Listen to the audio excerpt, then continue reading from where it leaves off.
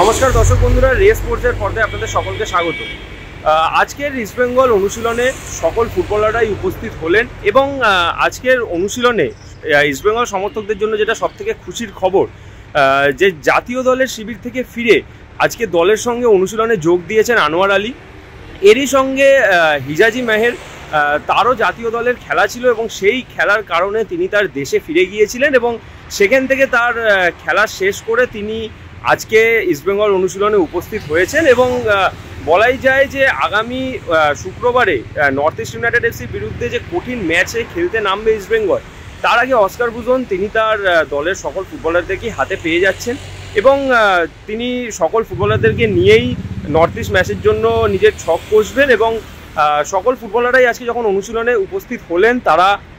বেশ খোশ মেজাজে ছিলেন এবং বেশ চনমনে মেজাজেই তাদেরকে দেখা গেল এবং তাদের সামনে রয়েছে একটি কঠিন ম্যাচ এবং সেই কঠিন ম্যাচে তারা ভালো ফুটবল খেলে সেই ম্যাচ থেকে জয় চাইছেন, সেটা তাদেরকে দেখে আজকে বোঝাই যাচ্ছে। চলুন দেখে নেওয়া যাক আজকে ফুটবলাররা অনুশীলনে এসে কী কী করলেন তার মুহূর্ত।